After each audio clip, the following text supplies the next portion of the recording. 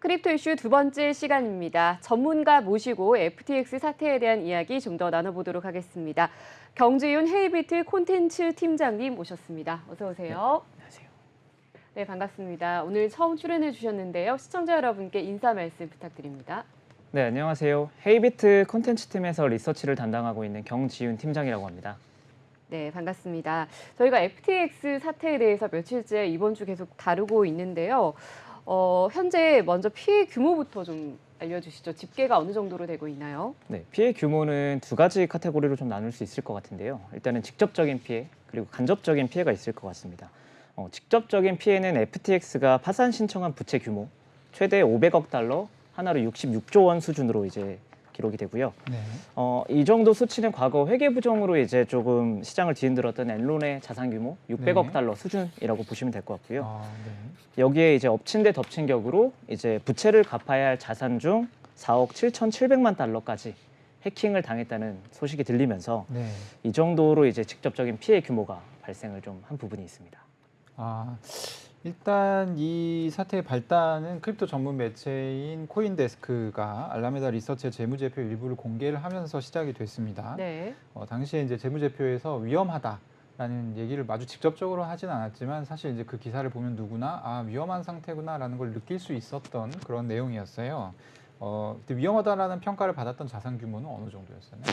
일단은 FTX가 이제 알라메다 리서치의 재무제표가 공개되면서 네. 총 자산 규모는 146억 달러 네. 수준이었는데 여기서 직접적으로 위험하다라는 평가를 받았던 자산은 70% 정도 수준. 네. 이 정도면 거의 한 80억에서 90억 정도 90억 정도가 네네. 위험하다. 위험하다라는 평가를 받았었습니다. 네, 근데 지금 나와 있는 어떤 그 손실액은 최대 한 100억 달러 정도, 그리고 네, 이제 점점 해킹 뭐까지 포함하면 점점 좀 늘어나고 있는 추세죠. 네, 맞습니다. 네. 자, 그리고 이 불안을 느낀 투자자들이 뱅크런을 하면서 이번 문제가 더 확산이 된 건데 FTX 거래소에 있던 가상자산이 그렇다면 어느 정도나 한꺼번에 빠져나간 건가요? 일단은 직접적인 문제가 발생한 11월 7일 월요일 이제 기준으로 하루에만 4억 달러 수준의 이제 코인이 하루에만, 네네. 네.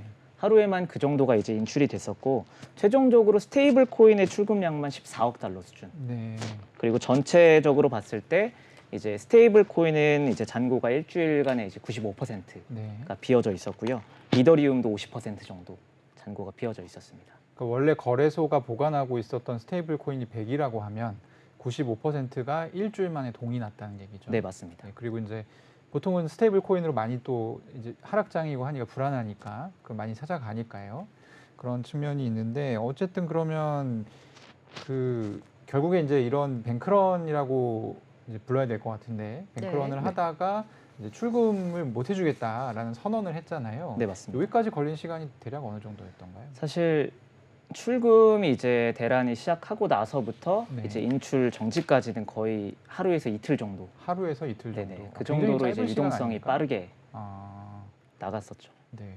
이게 보통 지금까지 이런 사태가 몇 번 있었던 걸로 제가 기억하는데 이번에는 이게 굉장히 급속도로 진행이 됐었던 것 같아요. 네, 특별한 맞습니다. 이유가 있을까요? 사실 어느 정도 시장에서 학습을 한 거라고 생각을 해요. 기존에 이제 루나 사태도 그렇고 네. 셀시우스나 이제 3에로 같은 사태를 보면서 어느 기관에 이제 문제가 생겨버리면은 그 직후에 발생할 수 있는 유동성 위기 네. 때문에 이제 투자자들이나 기관들이나 다 문제가 생기면 바로 자신의 이 맡겨놓았던 이제 디지털 자산을 빼서 다른 곳으로 이체시키는 등 그런 것들이 이제 계속 발생을 하다 보니까 네. 아무래도 이런 뱅크런 속도도 점점 빨라지는 게 아닌가 싶습니다. 지금 이제 이 사건이 일어난 이후로 여러 가지 거래소들도 뭐 다른 A 거래소도 위험하다, 뭐 B 거래소도 위험하다 이런 네. 얘기들이 쭉쭉 나오고 있거든요. 네네. 이런 거래소들이 과연 그러니까 실제로 좀 위험하다라는 것이 확실해졌을 때 나타나는 뱅크런 속도는 더 빠를 수도 있겠네요. 앞으로. 네, 맞습니다. 앞으로는 사실 어떤 잘못된 뉴스 하나만 나와도 네. 그 뱅크런의 속도나 혹은 징후나 이런 것들이 보이지 않아도 음. 발생할 수도 있고 그 속도는 이제 뭐 이틀이 아니라 진짜 반나절 그러니까 시간이 더 짧을 수도 있을 것 같아요. 그러니까 뚜렷하게 뭐 잘못이 없음에도 불구하고 어떤 소문이 잘못 나서. 네, 맞습니다. 네. 어떤 부풀려지거나 뭐 가짜 뉴스나 이런 것들이 발발을 해도 좀 빠르게 뱅크런이 발생할 수 있다. 이렇게 보고 있습니다. 근데 이제 가상자산 거래소가 이게 은행이랑 좀 다른 점이 은행 같은 경우는 우리가 이제 내가 고객이 맡긴 자산 전체가 은행 안에 없다는 걸 고객들이 다 알고 있잖아요. 네, 맞습니다. 지급 준비율이 있고 거기에 맞춰서 이제 보통 준비를 하기 때문에 여기서 자금이 모자라면 또 이제 최종적으로 중앙은행이 대부 역할을 해주기 때문에 네. 그 상관이 없는데 어쨌든 암호화폐 거래소는 대부자 역할을 해주는 곳이 없고 네, 상식적으로는 100%를 다 보관하고 있어야 된다라는 것이 고객의 상식일 텐데 네, 맞습니다. 지금 그런 것들을 수행할 수 있는 거래소가 사실상 거의 없다고 봐도 무관한 상황인가요? 네, 맞습니다. 국내는 좀 상황이 다르지만 해외에서는 네. 대부분 네. 이런 규제나 제도적인 부분이 좀 없기 때문에 네. 사실상 우리는 그들이 어떤 자산을 가지고 있고 네. 어떤 규모로 이제 우리의 자금을 운용하는지 전혀 알 수가 없는 거죠. 네. 어쨌든 뭐 다음 질문을 좀 드려보면 FTX가 이제 굉장히 빠른 성장을 한 거래소로 유명하잖아요. 네, 2019년에 생겼는데 이제 2022년이면 3년밖에 안 되는데 그렇죠. 글로벌 뭐 최근 매출은 거의 2위까지 올라갔었죠. 네, 맞습니다. 이 빠른 성장이 이번 사태의 원인 중에 하나다. 뭐 어떤 이런 시각도 있는데 이거는 어떤 측면에서 이런 얘기들이 나오는 건가요? 사실 빠른 성장을 하기 위한 방법이 이제 여러 가지가 있을 텐데 네. 그 중에서 이제 금융기관이나 이제 이런 조금 작은 스타트업들이 활용할 수 있는 방안 중에 레버리지라는 게 있습니다. 레버리지. 네. 네. 레버리지라는 거를 이제 지렛대 효과로 네. 이제 예를 들어 내가 어떤 돈을 가지고 이제 어떤 일을 할 수 있는데 더 많은 돈을 가지고 하면 더 비즈니스적으로 매출이 더 발생을 하는데 네. 내가 돈이 없으니까 일단 돈을 이제 은행이나 기타 다른 곳에서 빌려서 이제 그걸 가지고 불려가지고 이제 일을 수행하는 이런 게 이제 레버리지라고 하는데 이번에 이제 FTX가 성장을 하면서 사용한 이제 과도한 레버리지가 좀 독이 돼서 그게 좀 문제를 불러왔던 것 같습니다. 레버리지라 하면 보통 이제 주식하시는 시청자분들이 많으실 테니까 뭐 신용이나 네. 아니면 이제 뭐 대출을 받아서 제가 사고 싶은 주식에 뭐 몰빵 투자를 한달지 이런 식의 이제 어떤 투자 기법인데 그런 기법을 FTX가 사용을 했다는 거죠. 네. 주식 투자랑은 조금 다른데 네. 어떤 식으로 이제 레버리지를 사용했냐면은 사실 일단 이 크립토 암호화폐 세계에서는 기본적으로 이제 암호화폐 거래소들이 각자 자신만의 거래소 토큰을 만들게 돼요. 네. 일반적으로 이제 바이낸스 같은 경우에는 이제 BNB 네. 같은 게 있을 수 있고 이제 FTX 같은 경우는 FTT 토큰이라는 음. 이제 거래소 토큰을 만들게 되는데 네. 사실상 이 FTT 토큰을 발행하는 주체는 FTX다 보니까 네. 요거를 이제 돈을 찍어내듯이 네. 달러를 찍어내듯이 FTT 토큰을 계속 발행하고 네. 그 토큰을 발행한 상태에서 가격이 올라가면은 자연적으로 FTT 토큰의 가치가 상승하고 FTX의 자산 가치 그리고 수익적인 부분이 이제 상기가 되면서 네. 높아진 이제 기업 가치를 가지고 거액의 이제 기업 투자 유치를 받게 되면서 그걸로 이제 레버리지를 많이 활용을 했었습니다. 아, 그렇다면은 이제 보통 이 거래소 토큰이라고 하는 것은 거래소가 커지면 사용처가 많아지고 사용자도 늘어나고 토큰의 가치 자체도 높아질 가능성이 높잖아요. 네, 맞습니다. 근데 이제 거래소를 잘 키우면 그걸 레버리지해서 사실 그런 내용으로 이제 관계 회사에 돈을 좀 나눠주고 대출도 해주고 그런 식으로 덩치를 빠르게 키운 것이군요. 네, 맞습니다. 뭐 돈도 빌려주고 그걸로 투자도 해주고 네. 약간 비용으로 지급도 하고 아, 이런 식으로 많이 거래소 활용을 토큰이 했었어요. 제가 알기로는 사실 뭐 BNB 정도 그리고 이번에 이제 문제가 됐던 FTT 정도가 거래소 중에서는 토큰 중에서는 그래도 좀 자산 가치를 좀 어느 정도 가지고 있는 토큰이었던 것 같은데 네, 맞습니다. 모든 거래소 토큰이 다 이런 식으로 사용할 수 있는 건가요? 사실 그렇진 않습니다. 네. 일단 기본적으로 이제 FTT 토큰 같은 경우에 이제 바이낸스랑 좀 비교를 해보면은 네. 엄밀히 말하면 거래소 토큰이라고 하는 것은 거래소 안에서 사용할 수 있는 네. 토큰이라고 이제 생각이 되는데 바이낸스 같은 경우에는 이제 BNB 토큰을 가지고 자체적으로 이제 만든 이제 바이낸스 스마트 체인 이 네트워크에서 기축 통화로 이제 사용을 하고 있어요. 네. 그러다 보니까 이제 유틸리티 자체가 다른 이제 거래소 토큰에 비해서 훨씬 다양한 거죠. 반면에 이제 바이낸스를 제외한 나머지 거래소들은 네. 거의 FTT와 유사하다고 보시면 될 것 같습니다. 거래소 거래소 토큰, 뭐 수수료 감면 네. 이런 정도의 유틸리티 말고는 사용처가 특별한 없다. 사용처가 없다. 네. 이렇게 정리할 수 있을 것 같아요. 네. 자, 이렇게 FTX가 파산 보호 신청을 하면서 FTX 사태는 일단 한 차례 정리가 됐다 이렇게 얘기가 나오고 있는데 문제는 이 여러 가지 다른 관계 프로젝트로 또 위험이 전이될 가능성이 있다라고 하는데요. 구체적으로 어떤 것들이 문제가 될까요? 일단은 크게 세 가지로 좀 구분을 할 수 있을 것 같은데요. 네. 일단은 먼저 FTX에 자금이 묶여 있는 곳들. 네. FTX에 이제 돈을 맡겨놓고 가만히 있던 프로젝트나 이제 회사들이 네. 문제가 될 수 있고, 두 번째는 FTX와 직간접적으로 좀 엮여 있는 프로젝트들, 네. 그리고 마지막으로는 FTT 토큰을 다량으로 보유하고 있는 곳들. 음. 이 세 가지 조건을 다 충족하는 곳이 딱 하나 있는데 네. 그게 바로 솔라나 네트워크입니다. 그렇죠. 네. 그래서 솔라나 네트워크는 사실 파산 선언을 하기 전부터 가격이 크게 떨어지기 시작했죠. 네, 맞습니다. 네. 어쨌든 그러면 그 솔라나에 대해서는 좀 상황이 지금 어떤가요? 일단 솔라나는 가격적인 측면에서 봤을 때도 네. 어느 정도 이제 사태 전후로 가격이 거의 한 마이너스 50%까지 네. 하락한 상황이고요. 네. 사실 지금 솔라나 생태계 자체는 되게 치명적인 이제 피해를 입었다고 좀 볼 수 있을 것 같습니다. 네. 사실 뭐 여러 가지 이유가 있을 것 같은데, 솔라나 토큰을 이제 기축통화로 사용하던 이제 팀이나 프로젝트에도 직접적인 피해가 있고요. 솔라나로 이제 뭐 솔라나나 FTT로 투자를 받거나 FTX에 이제 자금을 묶어 놓은 프로젝트나 팀들도 이제 당장에 이제 현금 유동성 위기가 오다 보니까 사실 그러한 곳들이 거의 이제 치명타를 입었다고 볼 수 있을 것 같습니다. 그 FTX 사태가 이제 여러 가지 전이가 될 때 세 가지의 방편이 그러니까 가능한 시나리오가 있고, 이 세 가지 시나리오를 모두 충족하는 곳이 이제 솔라나라는 말씀을 하셨는데, 그 코인 투자를 많이 안 해보신 분들이 이제 궁금해하시는 지점이 뭐냐면, 그러면 솔라나가 그 뭐 샘 뱅크먼 프리드의 건가요? 뭐 이런 질문들을 저는 이제 많이 받아봤고, 네네. 근데 사실 이제 샘 뱅크먼 프리드가 만든 코인은 아니잖아요. 네, 맞습니다. 예. 근데 왜 이게 솔라나가 이렇게 영향을 크게 받게 된 건가요? 특별한 사실 이유가 있나요? 네, 직접적으로 이제 샘 뱅크 프리드먼이 이제 소유하고 있는 네. 네트워크도 아니고, 네. 사실 어느 정도는 좀 억울한 부분도 좀 있어요. 네. 네. 왜냐면 이제 솔라나랑 이제 FTX가 좀 엮이된 거는 아무래도 이제 FTX의 대표가 이제 공개적인 지지 선언, 그리고 평소에? 솔라나 네네 맞습니다. 트위터를 통해서 공개적으로 솔라나가 좋다, 솔라나가 음. 최고다, 네. 이런 것들을 이제 공공연하게 얘기를 하고 네. 솔라나 관련 프로젝트에 투자를 많이 해주고, 이제 더불어서 이 FTX 자체가 솔라나 네트워크를 기반으로 한 이제 네. 탈중앙화 거래소까지 음. 설립을 하게 되면서 어느 정도 솔라나의 든든한 이제 후원자, 베커 역할을 좀 많이 했다 보니까 네네. 시장에서는 이제 거의 뭐 한 몸까지는 아니지만 네. 거의 붙어 다닌다, 이렇게 그 좀 표현을 솔라나 했었습니다. 직접적인 지분 관계나 뭐 이런 건 없지만, 네네. 솔라나 하면 이제 샘 뱅크먼 프리드를 이제 떠올릴 정도로 그런 상징적인 인물이었다는 거죠. 네, 맞습니다. 네. 그리고 투자도 실제로 많이 했는데 이제 이 양반이 투자를 더 이상 할 수가 없는 상황이잖아요. 네, 맞습니다. 그렇게 됐으니까 이제 솔라나는 말하자면 물주가 사라지는 그런 상황인 거고, 그런 측면들이 좀 영향을 미친다, 이렇게 시장에서 보고 있는 거. 네, 맞습니다. 생태계를 계속 후원을 해줘야 되는데 이제 후원자가 사라진 거죠. 아, 네. 네. 자, 이렇게 FTX가 고객 예치 자산을 빼돌려서 관계사에 대출을 해주는 등 자금 유용을 했다는 보도도 연일 이어지고 있는데요. 그렇다 보니까 이제 기관 투자 자금이 이제 유입이 안 되지 않냐. 기관 투자자들 입장에서는 크립토에 당연히 부정적인 태도를 가지게 되지 않을까, 이런 우려의 목소리가 있는데요.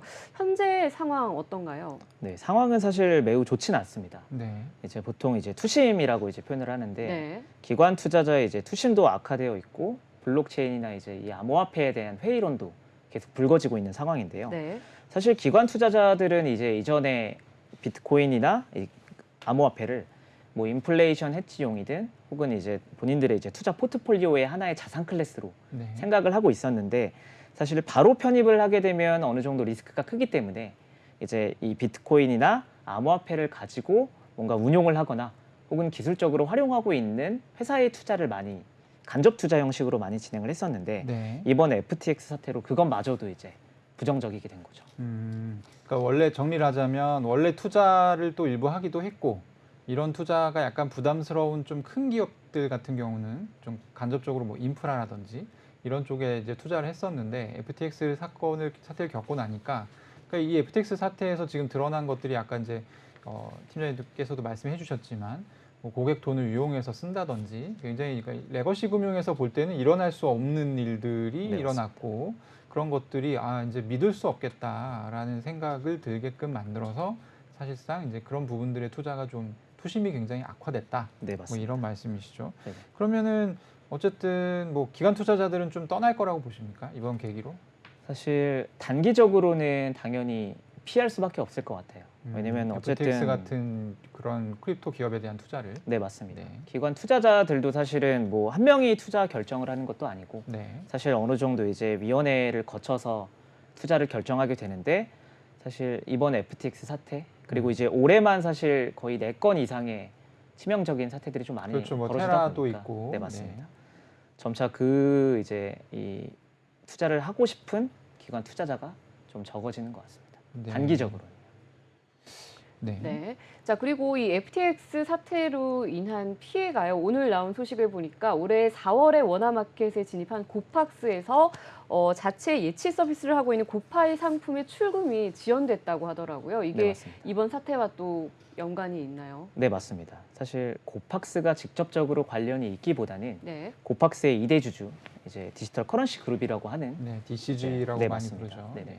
미국의 이제 벤처 캐피탈이라고도 할 수 있을 것 같은데요. 네. DCG 그룹 산하에 제네시스 트레이딩이라는 이제 암호화폐 대출업체가 있습니다.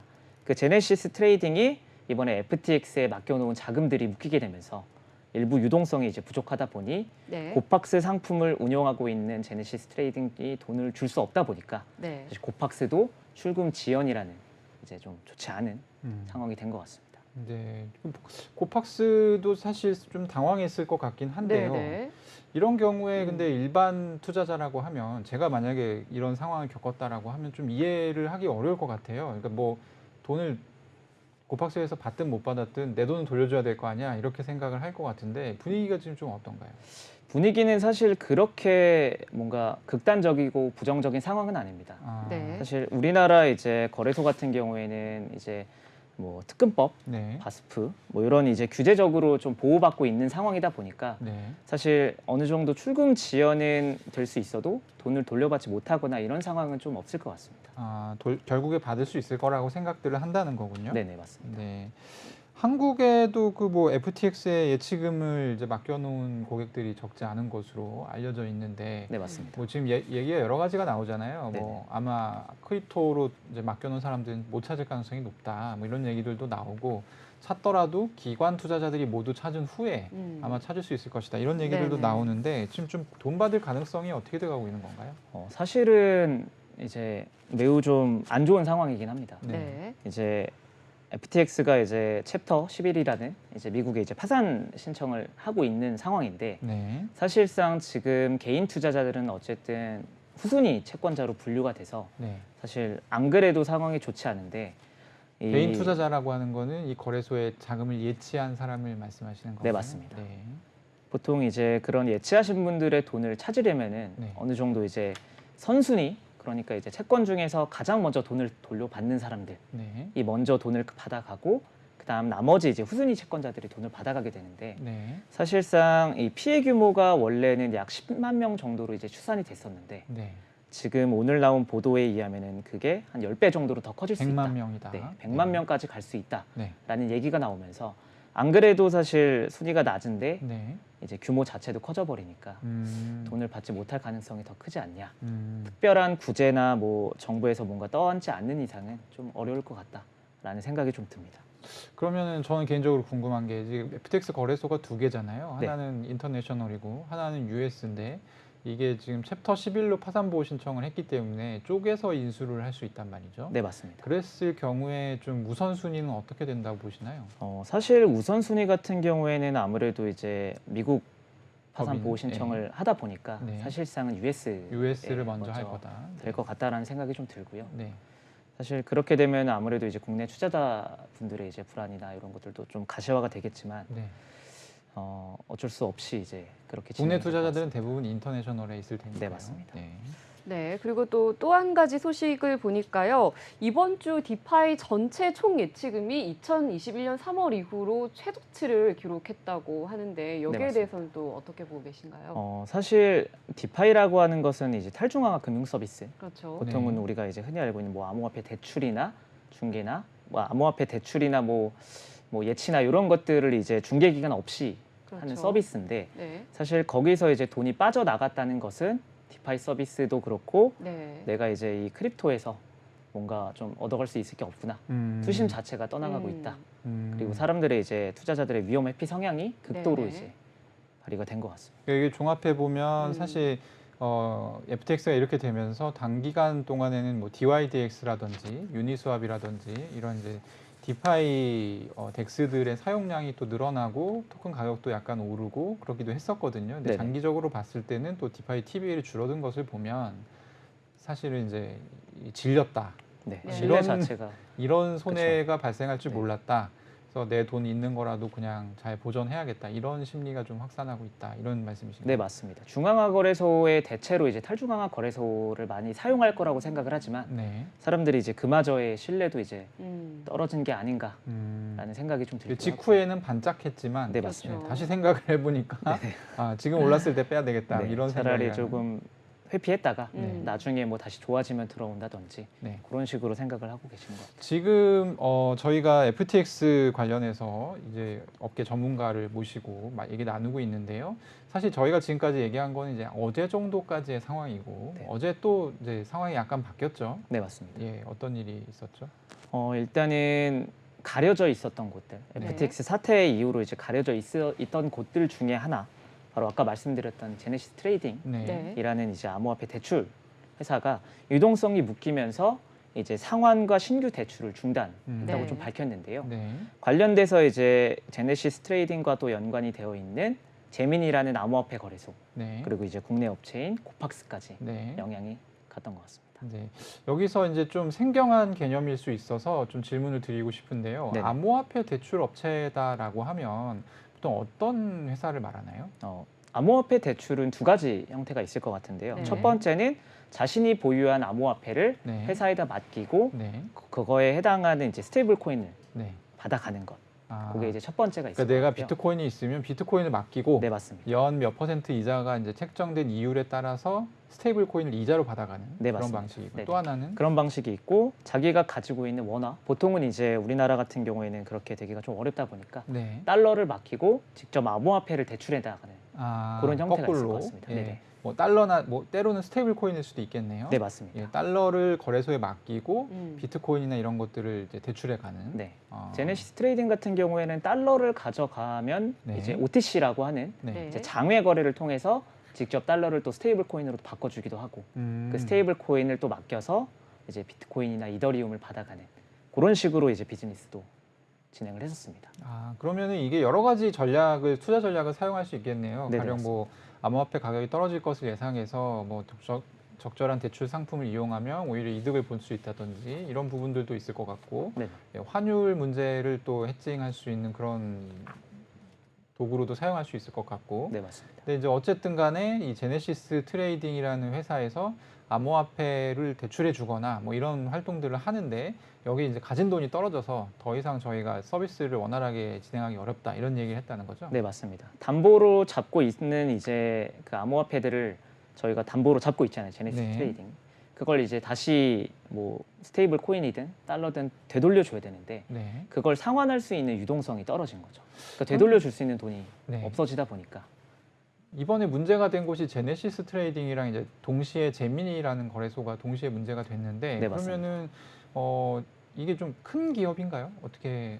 네, 사실 제네시스 트레이딩은 네. 디지털 커런시 그룹, 그룹 아까 DCG라고 얘기했던, 하는 이제 아까 말씀드렸던 이제 DCG 산하의 이제 계열사인데 네. DCG라는 그룹 자체가 이제 2015년에 네. 만들어졌고 사실상 이제 해외에서는 거의 기관 투자자 대상으로는 가장 큰 규모의 대출이나 이제 운용을 해주는 곳입니다. 네. 그래서 DCG 산하의 이제 계열사들을 살펴보면은 이제 방금 말씀드렸던 이제 제네시스 트레이딩 네. 그리고 그레이스케일, 그레이스케일, 네, 그리고 코인데스크. 코인데스크. 코인데스크는 아마 많이 아실 것 같은데 네. 그러한 이제 계열사들을 가지고 있는데 그 그중 하나인 제네시스 트레이딩의 유동성 위기가 발발하면서 네. 이게 이제 그룹 전체로 전이가 되는 거 아닌가 이런 이제 생각이 뭐 들고 있습니다. 매체가 그런 걸 생각하고 기사를 쓰진 않지만 어쨌든 코인데스크가 기사를 써가지고 이게 지금 진행이 되기 시작했는데 거꾸로 코인데스크가 소속되어 있는 어떤 모회사의 계열사가 또 이렇게 공경을 겪게 되는 모습도 좀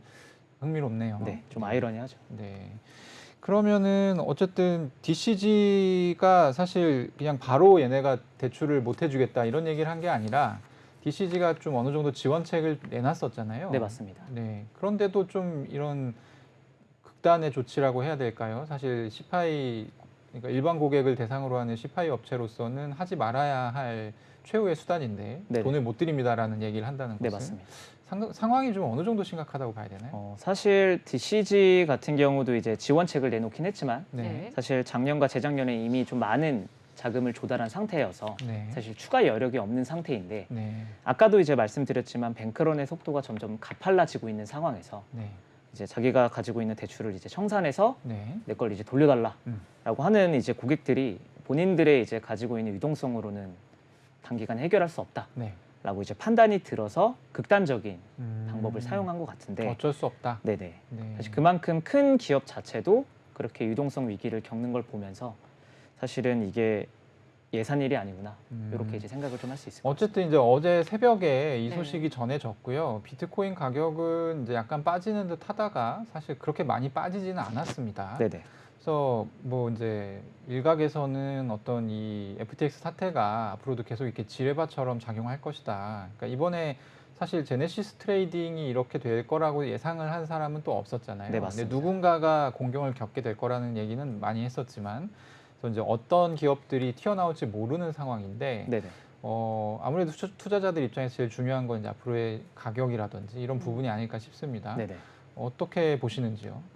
사실 단기적으로는 고통을 겪을 수밖에 없을 것 같습니다. 네. 사실 뭐 예를 들어 제네시스 트레이딩이든 아니면 뭐 지뢰바처럼 숨어 있는 기업들에서 가지고 있는 이제 유동성을 되돌려 주려면 네. 어쨌든 보유하고 있는 암호화폐들을 계속 매도를 하거나 그렇죠. 뭔가 유동성을 계속 확보를 해야 되는데 그 매도 압력에다가 이제 투심 악화까지 겹친다고 생각을 네. 해보면은 사실 단기적으로는 당연히 이제 비트코인이 가격이 뭐 잘해봐야 횡보. 행복. 네. 네. 어쨌든 단기간에 좀 고통을 계속 겪을 수밖에 없을 것 같다라는 네. 게 시장의 중론일 것 같고요. 네. 네. 장기적으로 보면 사실은 조금 다른 얘기가 될 수도 있을 것 같은데 네. 어쨌든 이번 사태를 겪으면서 음. 올해만 이제 네 건의 큰 사고를 겪으면서 네. 이제 요 시장에서 가장 큰 미국 정부가 어느 정도 경각심을 가지면서 네. 이제 발의하려고 했던 법안들이나 이런 것들을 이제 보완을 하면서 규제들이 좀 쭉 생길 수 강경하게 있고. 제도적으로 좀 보완이 될 수 있지 않을까? 음. 그래서 하나의 참 자정작용처럼 뭔가 이번에 좀 해소가 되는 게 아닌가라는 네. 시각도 좀 있는 것 같습니다. 만약에 이제 최근에 이게 이제 규제의 신설 혹은 암호화폐 어떤 양성화까지도 얘기가 나오고 있는데 네. 그런 분야에 있어서 변화가 있다면 어떤 분야에 변화가 있을 거라고 예상하시는지요? 사실은 중앙화된 거래소들 자체에 네.